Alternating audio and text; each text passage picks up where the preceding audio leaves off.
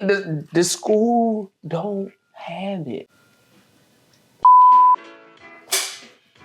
Ed Reed, HBCUs, Deion Sanders, Shannon Sharpe.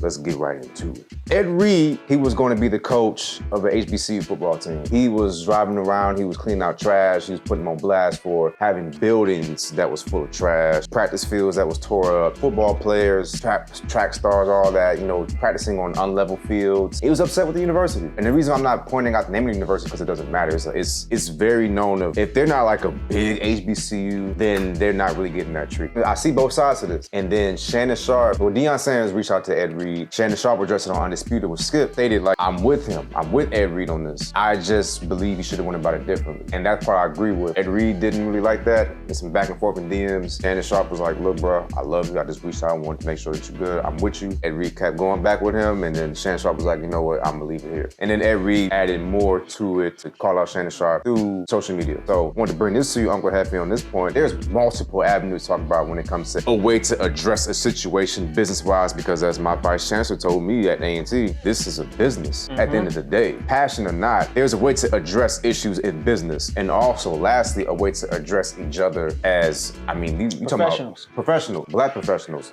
2 black Hall of Famers. I'm gonna get off the pivot as you take over. Like, which avenue you wanna hit first? There's multiples with this situation. So we want to call a spade a spade. Let's talk about the fact that these schools are oftentimes poor. They don't have enough money. They don't have the money for new fields. They don't have the money for all this stuff. They don't have the money to deal with a lot of the issues that they have. Because they don't have alumni funding like most of these other universities do. Alabama or Yale, all these other, they have these massive facilities because they have alumni funding that can afford, like all these different financial reasons go into why they can afford more things, simply put. I can give you all the actual reasons and you be like, well, no, you're wrong. But at the end of the day, they have more money.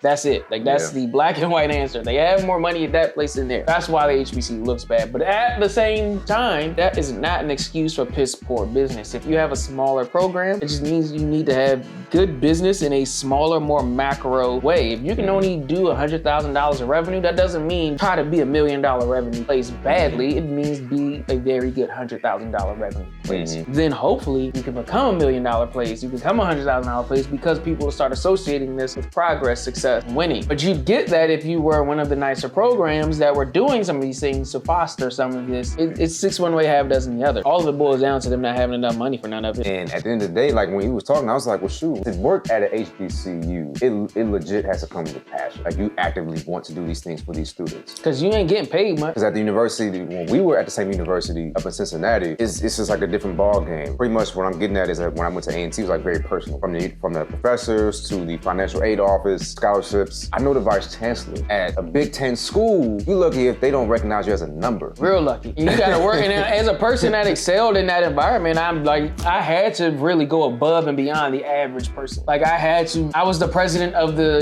so many different organizations, the Honor Society, GQ, all these different men's organizations that's how I was recognized. But imagine if I didn't have that, I wouldn't get, they would be like a name, number, that's, you ain't got the money for tuition, all right, fill your spot this next semester, don't worry about it. It's an engine for them, but like you're saying, it's a business. They all about getting people in, getting them out, getting them into them Fortune 100s right there, that's it. They don't care about your emotion, they don't care about how you felt, they don't care about your success as a person, they are a strict university. Straight up business. I think that's where the familiarity gets messed up at the HBCU is like, since they're not treating you as just a number and they're treating like, first name, last name, we want to really actually help you out, then you abuse a relationship. So all that, all you got is pride, but that goes out the window if something is not how you want it. But if you go to a huge, like a big university, and the one that we went to, it was big compared to where I graduated from. But like, you look at the Ohio State. That's even worse. You really a number, bruh. And that's the thing. Cincy is a big university. Like, we got students, we got people. I've been to O State. I've been to University of Florida. I've been down to Texas. Bro, it's different. That's different, bro. When your school got a bus system. To get to different departments. Bro, what do you mean I gotta take the bus to get to chemistry? It's a city within a city. Like, what are you doing? Oh, I'm about to get on the shuttle so I can go to calculus. Gotta hurry up and go. I gotta hurry up and go. I'm gonna miss the shuttle so that I can go to math class. You got a bus to go to class? That's normal to them, though. They like, you could walk. What? That's a workout. That's it. When I was in Florida, Florida, they were like, well, when it's nice out, we just walk. So you just walk the quarter mile. They're like, yeah. It goes to show you how different universities can be. Like saying Howard, Bethune, Spelman, they don't got money like that for a bus. Yeah, they might have some shuttles to take you around. Got no bus system, bro. And I'm not talking, I don't think y'all understand the buses I'm talking. These ain't the little 16-person shuttles. I'm talking about like full buses that say University of Florida on the side. And it's just for inter-university transportation. Like the full city-size bus, but just for the university. And it stays going even longer than most normal buses because it's for students, not workers. Right. So like it's so to pivot into sports, at Cincy, like they had their game field, they got a practice field, and they were building another practice field. I forgot what corner that is, but it's by Park Avenue, our park. Yeah. It's over there. There's a whole new program. We're not over there now. It's a dome. They got bolstered in funding. They got new everything. So even that's a whole different experience. So when I got the opportunity to try out, that's where I got to play on the new practice field. That's where I tore my knee up on that practice field. And you want to put into perspective how much more funding University of Cincinnati has in comparison to that. Where was Dion at? Jackson State. When he was talking about like their funding and like the health facilities, I technically wasn't even on the roster and they were going to pay for the full surgery. That's wild. They didn't care. They were like, well, you got hurt at practice, so I feel like we could figure it out. And the only reason we didn't have to like go down that rabbit hole is because I already had health insurance. But I used all the team facilities. I used the team trainers. That's how I rehab. I got hurt in practice. The HBCU. You would have been done for, bruh. Done for. Coming from A&T, I will say, looking at what they have, their alumni are a lot more active, but can be a lot more giving back. Like I personally want to get to a level where I can be like, you know, I'm paying for the, like if I want to help out the football team, I'm paying for everybody's uniform. And the chancellor, make sure we drive back into like the main heart of this episode. The chancellor mentioned the issue with alumni giving back. And it's not the fact that they don't give back, it's the fact that they complain and don't give back. He made a comparison with the football players, for example. He's like, to outfit one football player on our football team, it costs about $1,500 versus University of Florida, I believe that's what we were talking about, like 15 grand. I was like, good God. You serious? To me, 1,500, I can definitely do that. I want to be at the point where I can do that and not worry about anything because I do want to see them succeed. Especially if it's a player like, you know, they just getting a small major because they really putting all their hopes and dreams on getting to the NFL. If they get banged up because of bad equipment at an HBCU nonetheless, their life is done. When we get into the world of sports and coaching and the life and how HBCUs are, I want to flip it to how do we know of the disadvantages in comparison? How do we fix it? Now, how do we fix it? I want to get to not letting your disadvantage be an excuse to be trash. Yeah. Because I do disagree with how the university that Ed Reed was at was dealing. Like, you're talking about, you got a building off campus that you use just to put trash into. And him and his team cleared it out in like less than a week and a half. But they don't have the money. I know no one wants to, like, at some point we got to start acknowledging that if you leave one of these universities, you make millions of dollars, you should be giving back. Your success is owed to this place. And this place can't succeed without you giving back. So for example, how you just brought up one of the other universities. Let's bring up one that's actually really close to where we are. University of Maryland. You know why their uniforms are so nice? No. Not even that? Even simpler than that. Do you want to know why their Under Armour uniforms at the University of Maryland are so nice? Because Under Armour was founded at the University of Maryland. It's that fucking simple sometimes. As an alumni member, he gives back to the university via the jerseys. He gives them all these new uniforms of every year and subsequently gets free advertising. We can do the same things, you guys, for all of our HBCUs when you're an alumni. If you got a flourishing business, find a way for your business to cooperate or do something with the university. You can make all these excuses that you want. The reason these big flourishing universities tend to keep flourishing is because they have a lot of people donate a lot of money back to it. The end. And if you work at one of the HBCUs, hold it to a higher standard. If you see something that's a problem, try to make a solution for it. Another thing, Ed Reed brought up, like, you know, when he got into his office, it was like not even cleaned up, like trash. I mean, it should look like, I'm not trying to be like mean or anything, but I'm also biased because I did go to one of these universities where things were recently renovated because we have made recent strides in, funding and whatnot. But like a lot of these universities, they don't have the greatest facilities. They don't got the greatest offices. They don't got the greatest classrooms. Like at some point, I don't know how many different ways to say they ain't got money. Well, I mean, it's not the fact of not having money. It's like you take care of what you got. Because before, I've been told stories before we got to Cincy, back how it used to be. Yeah. They used to be trash. But they took care of their trash. Like, it was like, you know, it's like, okay, y'all don't got the money, but y'all taking care of this stuff. Yeah. Versus just, okay, well, since nobody's taking care of it, like a common theory is called a broken glass theory. Generally, if plate got busted out windows, then they just start treating the entire area like it's just trash. Versus if you just kind of clean it up, take the graffiti off, people have a different way of treating it. So even if it's abandoned, that's facts. Back at that university where Ed Reed was almost a coach at, it's not like he's making this up, he's like recording everything. Like, it was trash. But like they let it deteriorate. Deion was doing the same thing though. He was. No one talks about this stuff. Like when Deion was a coach down there and they had, what was the hurricane or whatever? Mm-hmm.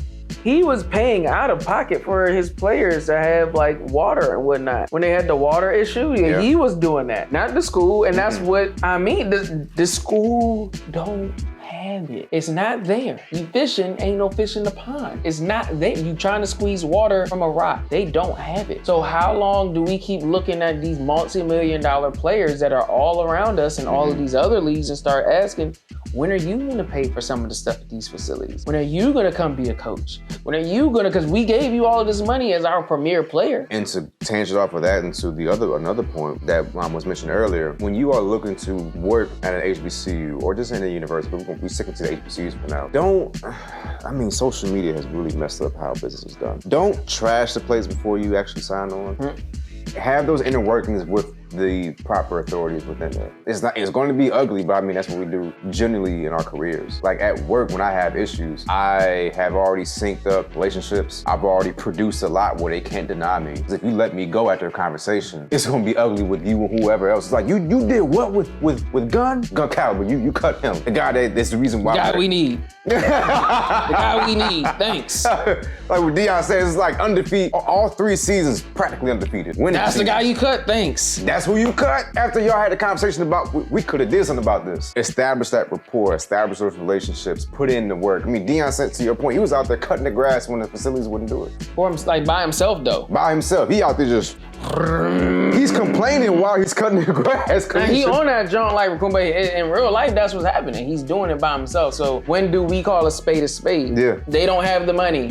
They don't got it. They broke. And I don't mean this to be mean. I don't mean this to say that they can't manage it. I mean this to say that it's not there right now, and that's the issue. Now what?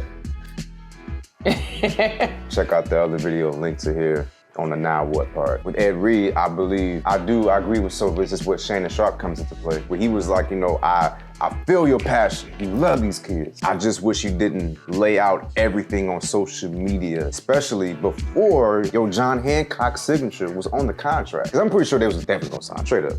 Yeah. That would have been another Hall of Famer being a coach at the HBCU. But then it's a win-win. But then when you do that, before they even sign you, business-wise, it is a risk to them. Because like, okay, you did all this, how much more are you gonna record and then share with the world of our problems? Because we know we got a lot. A lot. And it's to the point where like, when he was doing stuff on his own with his crew to facilities that's not even on campus, I didn't even know about that. But it would have been a nice, after he signed it, a before and after, like this is how it was, this is what we dealt with, what we got here, blah, blah, blah, but look at what we at now. I'm pulling in all my stuff. He's a Hall of Famer from the Baltimore Ravens. To your point with like, Under Armour, they seem like, they just look like they do a lot of stuff giving back to businesses within Baltimore. So why couldn't he just do the same between Baltimore and Bethune? And now it gets to the last point before we get to what you had mentioned earlier, like how do we fix it? How we talk to each other as Black men. Him and Shannon Sharpe, both Hall of Famers, the way that Ed Reed was responding, I get it, you want Shannon Sharpe to talk to you directly after he mentioned the whole situation on Undisputed. And he was with him, he was for him. But Ed Reed was like, yeah, but it's about these kids. Like, I just got a pass for these kids. Like, God wanted me here. And Shannon was like, yeah, it's cool, I got you, but you just shouldn't have displayed all this stuff on social media, making them look terrible. Ed Reed didn't agree with that. He started hitting them up through Twitter, through Instagram, calling them out. And that part, I'm like, well, I wonder if it was a different person, would he have, no, I can't say that, because. Not Ed, they would have went at anybody like that. Yeah, because he went at a whole university. Now, I think the other half of it is in the context of their escalations. You gotta remember they used to be teammates. True. So they got a different level of... It's familiarity. Yeah, or anything. They just got a different level of communication because in a lot of ways they are brothers. I believe they won a Super Bowl together. I had to fact check that. I don't know if they were on that Ravens team. I know Ed won, but I don't know if Sharpe was on that same team. They're a lot closer to people. I do get what you mean by like how black men talk to each other, and that it is a thing. And I think that's at the root of a lot of issues in our culture is that black men are just not culturally sensitive enough. Nor are we given the opportunity to learn such sensitive things like levels of communication. So true. That was rough. Is this something we should traverse right now or just make it a whole different episode? That's gotta be a different episode because the more you think about it, the more it's like black male communication is you're stuck between a point of survival and a point of progress. So you need both. Black men don't have the luxuries of not operating in survival mode, but we still need to move forward and we acknowledge like just being in survival mode ain't gonna get us but so far. Yeah. So we gotta start fixing something, but we're also attacked at such an alarming rate. It's like, nigga, do we got time for anything other than survival mode? Shit. Yeah. It's gotta get done now. When you always back against the wall, you always swinging outward. At some point, you would love to start putting armor on though. Like, that's what I mean. Black men are like, fuck. Woo! Just in that corner, bobbing and weaving. Like, but eventually, like, I would love to just, sit down. Woo! So how do we fix this situation with HBCUs? Money. No one wants to hear that. Money. I know if more alumni would donate, then we could afford better staff. If you could afford better staff, then you can enforce better policies. If you can enforce better policies, you have better students that then graduate and have better fucking money to donate back to the better fucking campus. It's literally a self-fulfilling prophecy. Like imagine if you just enrolled like for shits and giggles. Instead of giving everyone an LLC, you help fund the department that gives every student a $500 discount on a new laptop at the bookstore. I know what you're talking about. I'm not gonna mention food. But that's not the only time that has happened. We've seen it all the time. Like millionaires will go back and give the university that graduating class something. How about we just give just for the next year a 20% rebate on all laptops? It's the same tax break, the same donation to the university, the same donation to about the same number of students. So it's like, well, how do we do that? Like, how do we get to that place where we start fixing that problem? Money. I'm over here thinking also about the student state of mind before they even get to university, doing HBCU particularly, because HBCUs, their bread and butter is like pride. It's school spirit. Like going from Cincy to A&T, I can definitely say just like the pride is like supercharged. But that's how they pull off of everything else. Like, this is all we got. Whereas Cincy is pulling in all kinds of different people. All we got, they like, no, we ain't. We got Procter & Gamble, we got General Electric, we got our alumni base, we have the student base, we have the incoming student base, we have potential parents that just donate because they like the university. They get money. Talking about Cincy. Some point, you gotta acknowledge a spade for a spade and a diamond for a diamond, and why one seat is higher than the other. One's doing better business. Yeah, and that's just like that. I know for example, A&T guy. I give a lot of props to Chancellor Mark for what he's doing. He's just making unfavorable moves right now, but I was like, but if you just outside looking in, you realize survival mode. It's like for A&T to survive, we have to work with these different people. I know that you want nothing but black professors here, but nobody's coming back to teach that's black. And I need quality students to graduate so that I can get them into well-paying jobs. Like, at the end of the day, the university does actually want you to get paid as a student. I hope you guys all know that. I don't care how bad or corrupt your university is, they only win if you win. So at some point, at the bare minimum, they do just want you to make money. So they can take it, of course, but you have to get it first. And that's fine, that's fair. You got me the money, I give you a piece of it back. But we have to uphold our end of the bargain on giving the money back. If you went to University of, like I said, I'm gonna pick somewhere like Howard. You go to Howard University, you go off become a, world famous lawyer. You ain't gotta be world famous, bro. You top 10%, you should be, doing your part, donating back. Simply put. Unlike a major institution, the one that you ignored, or the one that you weren't accepted into for whatever reason why you weren't at a large institution, that one's got, people donating back. That's why their College of Law just got a new library. That's why they've got new updated books in their library every single semester. Meanwhile, y'all still operating on them 1997s.